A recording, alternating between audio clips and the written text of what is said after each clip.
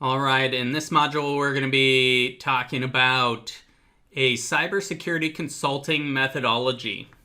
Now, this methodology was designed to provide you just a repeatable, efficient, and secure program development process that you can utilize in all of your kind of IT security consulting engagements. Now, in order to accomplish this, of kind of providing that methodology in a repeatable format, we've really highlighted things into these three primary work components. Now, in this initiative, the first component really includes kind of a review and process to provide requirement recommendations of any of the existing enterprise security program processes and program management procedures that may be taking place. So understanding what's in place and providing, vulnerability descriptions and recommendations to implementing, best practices or meeting regulatory requirements, those type of things. The next component is really getting into the development, documenting, and implementing a security program management system within any organization in order to meet those security gaps that you're identifying throughout your analysis and throughout the initial phases.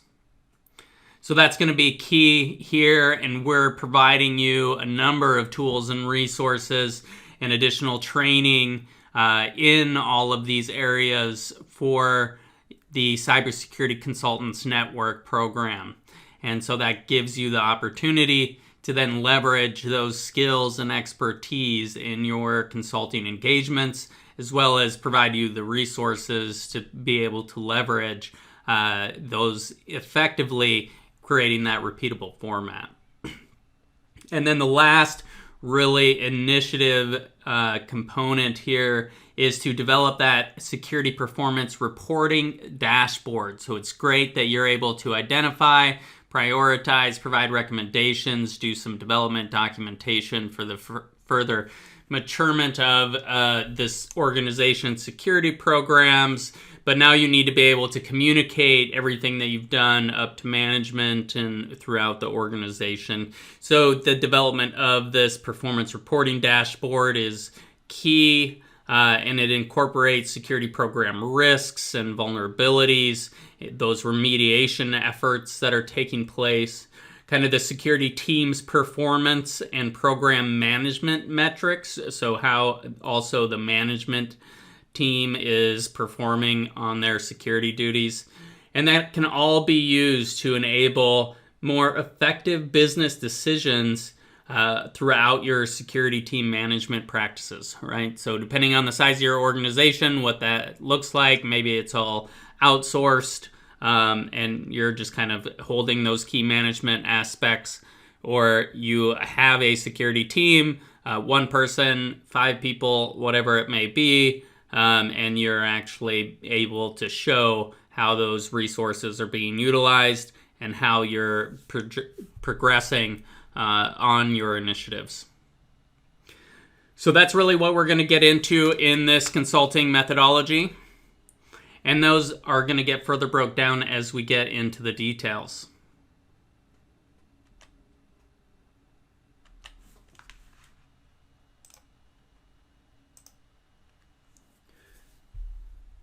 So within this consulting methodology, the work performed is really going to be classified into one or more of the work elements within the categories that you see below here. So we have initiate and organize as you take on these consulting engagements, right? We need to understand where the organization is at, current state, and get organized for the security project and the kind of outcomes that are expected. So we're going to go through a phase of initiate and organize. We're going to standardize and measure. And again, we're going to get into greater detail throughout this. But standardize and measure are going to do just what it says there. We need to get a standardization across the organization so we have a goal, something to aim at. and then something to measure against as well. And then the alignment. So now that we have a goal and something that we're able to measure against, now we need to start aligning to that standard that we're setting for the organization, start documenting, developing, and start ensuring and maturing the security program. And then we're going to perform and inform. And so now we're getting into the state of actually implementation and then informing the business and creating those metrics and feeding that across the enterprise. So those are the 4 main categories or work elements that are going to be performed as a part of this methodology. By categorizing the work that will be performed, it helps establish context and frame of reference for both internally for the client and then, for yourself, if you have any other project members that are associated with this that are either a part of your team or brought onto the project, you're able to really set these standards, understand where you're going in your project, and have something to point towards and drive towards, making you that center consultant driving the activity. So the end result is more cohesive system for delivering work to our clients. So each of those 4 categories within the model is described below with the specific approach that will be utilized for the statement of work. So these can be highlighted if you are going out and, capturing and finding those engagements yourself and creating those statements of work. You're able to use this methodology in that performance metrics to highlight exactly what you're going to do for the client, and then be able to have something to point back to. So this is a good methodology to use for that statement of work as well when creating those type of engagement components. So to get further into the detail, we're going to start going over the first phase here of initiate and organize. Since many security initiatives, they generally have multiple teams and objectives that have to come together in order to actually meet the goal of what or the outcome that you're trying to achieve. An initial strategy and tactical direction really has to be established, right? And oftentimes when you're coming in as the consultant, you're being looked at as that center person that's going to be able to take control of this project, that you're going to be able to drive kind of effective processes and get them to meet that goal. So in many instances, it's really you that, as the consultant, that's being able to drive this. That's why it's important to have a methodology to align to make sure everybody on the team gets organized, comes together, and understands where you're going for the project, how you're going to get there, and how that's going to be measured. And so this is really going to be key for all of the successful projects, is to have that initial strategy and tactical direction that's going to be established as a part of this. So depending on what the consulting engagement is, some type of security program development aspect, some type of compliance requirement or certification, readiness that you're trying to get a client prepared for. All of those things have specific outcomes that they're trying to achieve. And so creating that strategy on how you're going to get there is going to be key. And we go into a lot of that in the training that's provided as a part of this as well, right? How to actually develop a security program in an organization and how you would go about that. So there's a lot of training that you're able to leverage that goes into a great detail throughout the modules that are available and training that's available as a part of the Cybersecurity Consultants Network. So as a result of your initiative is begin with the initiate and organize stage to ensure such direction is in place. So within this stage, the initial project roles and responsibilities, as well as the communication plans, will be designed and implemented, right? So you want to make sure everybody on the project team has a specific role, understands what their responsibilities are, and you start to have a communication plan. Are you going to have monthly, weekly meetings?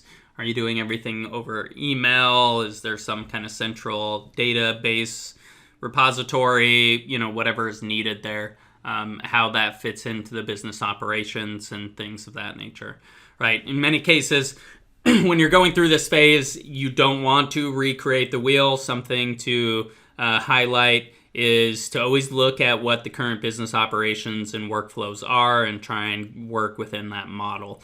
When you start creating additional avenues for organizations to start communicating to their resources within, like creating wiki pages and things, which I think are all great tools and resources, but when the business isn't used to that being one of their communication channels, you're adding another level of complexity trying to get your project off the ground by now, introducing new channels that the business isn't used to. So if you start off by looking at the current workflows and how the business communicates internally today, and then try and work a lot of times within those current workflows, rather than going out and just creating new subsets, which a lot of consultants do. It makes it the success of the project that much easier, just because when you are communicating, it's often already where people are looking and often referencing. So it just becomes a part of their natural habit and daily workflow rather than trying to point to somewhere else. We're going to talk about the first main work element, which is establish project governance. Now, during this work element, the overall governance is going to be established, which is going to be, how you're going to manage this project, those communication channels, which we just spoke about, those roles and responsibilities, all of those items, including the deliverables. Now, out of this work element, you really want to ensure that you have the roles and responsibilities definitions all defined for the project, and make sure everyone understands them and that they're documented. This can easily be done in an Excel document, just highlighting, what people's positions are and then what kind of role that they have in this project. Project management and reporting structure, establishment and documentation of the project management system and supporting tools that would be utilized to deliver all of the work elements described in this proposal as a part of this project and as part of this engagement, which are often things that we kind of touched on for a second there, talking about where you may be storing your documentation for the project. Is there a central hub or repository that everyone has access to that's going to be able to work on documentation or collaborate within, again, any type of ongoing meeting structure that's going to be on a formalized structure to just have check-ins and project management status. All of those structural items that need to be addressed up front will be done in this initial phase to ensure you have ongoing oversight and management depending on what that project is. So, which leads into that main next element, ongoing project status reporting. Progress and execution status will be provided on a weekly basis throughout the duration of this statement of work. So often you're doing weekly check-ins, and again, this can be customized depending on what the project is. But in many of these engagements, they're not long-term engagements, right? The organizations are looking for a consultant to come in and drive an effective process to get them where they need to go. So, if you can get in and out of these consulting engagements within 6 months, that's going to be ideal. Oftentimes what you find, and that may be counterintuitive because you may think that you would want the repeat business, and there is a model for that, but as you scale, but as you're starting out, there often becomes times where those become very dependent upon you, and they're hard to maintain their happiness and support level over that long period of time. Their hours become sporadic, and it's hard to budget for. So there's multiple reasons why it's easier to do these shorter term consulting engagements, especially as you're starting out. And then if you're looking to grow and scale, that's when you can get more into managed services and have that reoccurring revenue, which is always key for scale and growth as well. So in these initial phases, we focus on consulting, engagement, security program development type aspects that are going to be shorter consulting type work. So that's where we really get into the initiate and organize ongoing project status and reporting. You want to make sure you have those KPIs. If you haven't heard that before, that's key performance indicators for your project. What really is going to identify this project as a success throughout the milestones as we work towards them, right? So is it going to be successful completion of some documentation, some training, some communication of policies? What is it that is going to, in this engagement that you're being brought on for, what is going to make that a success in the client's eyes, right? And that's always key, because it's common for us as consultants to kind of know or have triggers what would be a successful engagement for us. But sometimes we miss the mark on what would be a successful engagement for our clients, because they're really looking for something a little bit different that you're not going to capture unless you start asking questions and leave the conversation open to have that type of engagement back and forth. So in many situations, you want to just ask the client in this phase, what is really going to make this a project a success for you? What does a successful project look like? Are we, what's the timelines? What are you seeing? What are your expectations? And let them just tell you what they see, right? What they're expecting. And, you're able to engage and set expectations right up front at that point. If they are completely off, which normally they're not very far off in this initial phase. So, and as you get further into it, they may change, right? And by that, I mean, an organization often thinks that they have a very mature security program and they just need you to come get them past the mile marker for, a security certification or something of that nature. And with that, you get in and you get behind the curtains and you realize that they don't have anything set up. And so that changes the marker a little bit. So things like that do happen. It's something to be aware of. But this is where we really start with, based on our understanding of their environment today, what is ongoing project status, reporting, and, key performance indicators for success. So this work element, just an initial goal setting, setup. This isn't a huge task. We want to get in there and get this kind of going. We have initial kickoff meetings, and we start to establish these key items in the first week. The next area that we get into for initiate and organize gets into the centralization of all of the previous security findings. Now, some organizations maybe have never had an IT security risk assessment conducted, but for many organizations, if they're bringing you in, they've already had some type of assessment completed. Even if that only means that their potential client has conducted an assessment against them and found security gaps, they possibly have some type of findings that have already come up in the past. And so we're looking to identify where all of those findings are and centralize them as a part of this initial phase as well.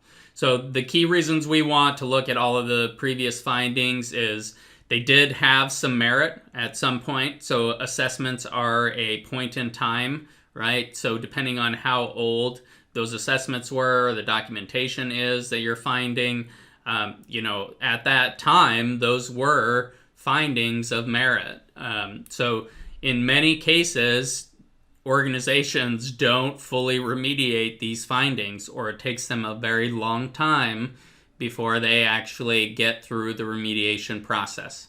So it gives you a point of reference of where they were at that point in time from when that finding occurred, and it's something that you can follow up on. So the past does provide some great insights into most likely where the security program is, or where it was at that point in time.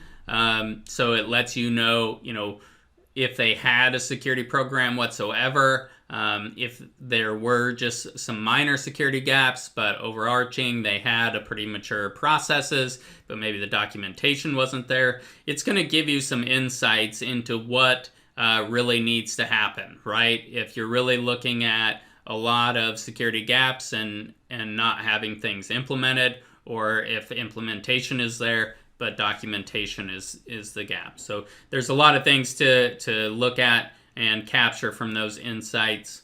And then also a great thing to start looking at or understanding, and you may have already have some insight into this as you walk into the engagement, is your ability to just confirm the scope of the project, right? So for many organizations, the only security program related reviews they've often completed are a few security requirements that are tested during maybe often annual security analysis that gets done.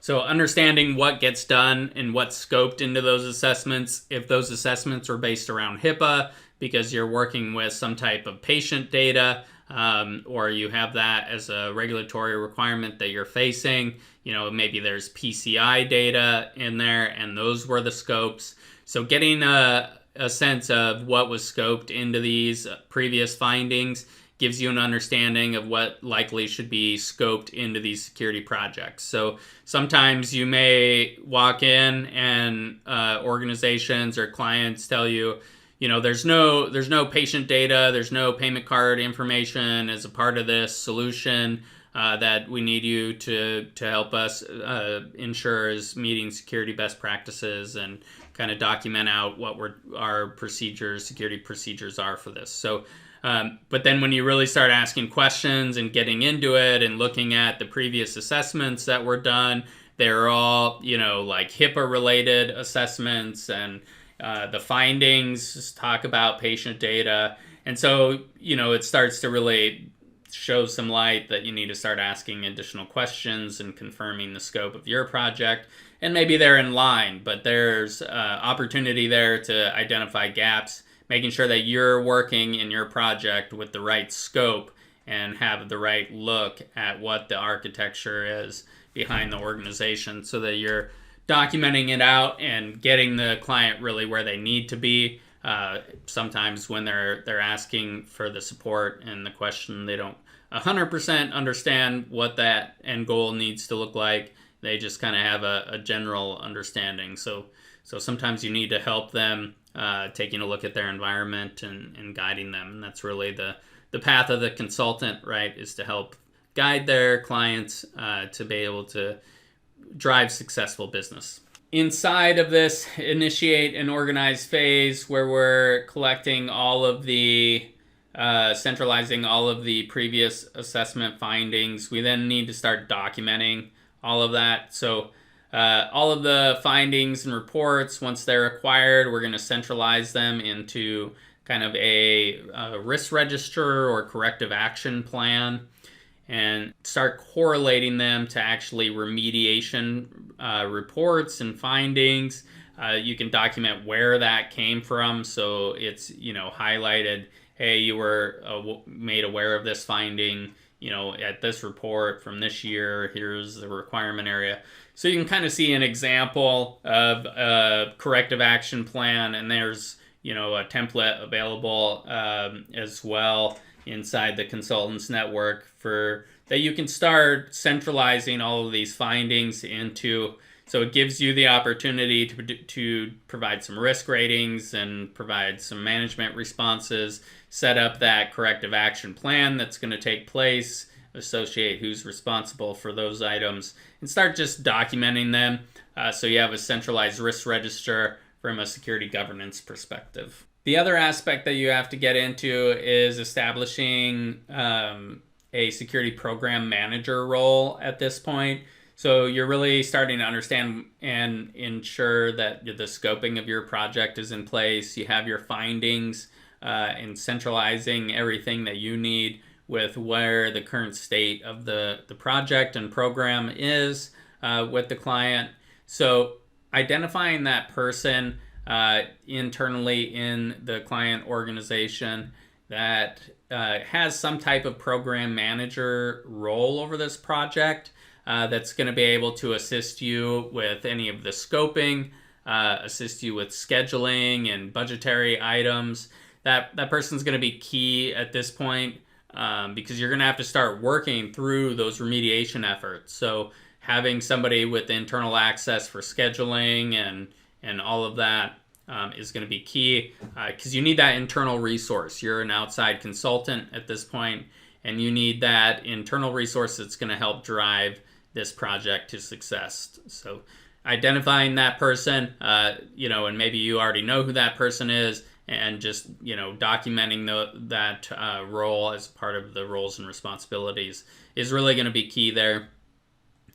The assignment of any of the scope, schedule, and budget for the identified initiatives. So, understanding what on that corrective action plan needs to be accomplished for this project to be a success, and then really taking a look at the scope of all of that, the schedule that it's going to take, the timelines people are expecting with the level of effort and expectations that are being set as you go through that corrective action plan. Any of the budgetary items and restrictions that may be held up because of budget come out of that as well. So we're aware of those all up front, so we don't get halfway down the project and then realize that we don't have the budget to finish it. So in some of these, make sure you, from an expert tip, to include the number of full-time employees that will be required on the security team to support all of these new capabilities that you'll be building on an ongoing basis. So the key takeaway there is understanding that what you're building has to be maintained. And in many times, organizations leave it to a set and forget, and then it just becomes not operational anymore. So making sure that your client understands that there could be some ongoing requirements that they may need resources for, and then understanding, if you have a role there that you're pitching to be a part of that resource module or what the intake is. But just understand that that's likely going to be a part of this, depending on what the project is. But many organizations either don't have a security person or a very small team, and as they start to take on these projects, they don't always quite understand the budgetary items that may come up with that because of the resource needs. So at this point, you have everything kind of centralized into that corrective action plan. Now you can really start looking at aggregating those projects into programs of projects. So this is really where you are understanding how the organization is structured and set up, and how you might be able to group those corrective action plans into actual programs and then drive them as kind of security program projects so that you can kind of work them in a systematic format and then have the right people involved as you need them. So working through all of those kind of security gaps and initiatives in a more programmatic and systematic way by assigning them into those programs. So our research really indicates that you need about 4 or less is optimal, and over 7 programs starts to become difficult to present effectively. So, from a reporting and governance standpoint as well, structuring these into kind of your core building blocks, your core security programs, right, is going to be key. So you're really looking at your risk management, vulnerability management, incident management, information security, policies and procedures, maybe disaster recovery, depending on the size of the organization, could be identity and access management, I guess. Those are going to be like your pillar programs. And so you try and group your projects into these programs and then approach them in this programmatic format for developing out the whole program, not just kind of patching little holes in the tire, right? So with this, you're going to end up with about 3 to 4 objectives and no more than 7. It's really hard for that human brain to work through when there's any more than 7. And it starts when you start presenting that up to management. So keep those pillars limited if at all possible, and then attack this in a programmatic format. So develop a security program portfolio.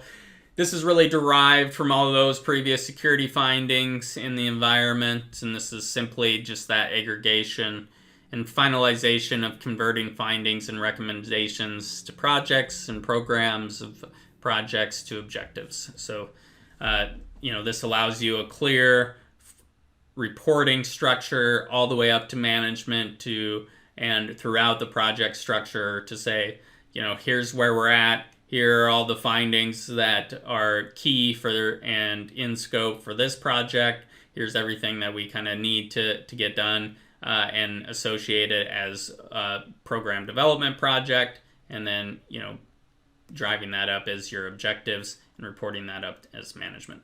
So that's going to be key for your initiate and organize element. And that should get you through the first phase, right? So from this is at least a week-long work element that you're working through here. And it really depends on the size of the organization and the size of the project that you're undertaking. This could take even longer than that. For many organizations, you can really try and work through this. If you start requesting this documentation, requesting access to things right up front, you can start doing this right away. And then you'll be able to get a good handle on it and hopefully be able to get it done in a week. But again, we're trying to push through these engagements to have an effective program management structure as quickly as we possibly can so we can kind of churn them out, but also providing the client with exactly what they need in their outcome. So this is where we're taking it with step 1, and we'll start working into the next modules as we get into our next security consulting program methodology.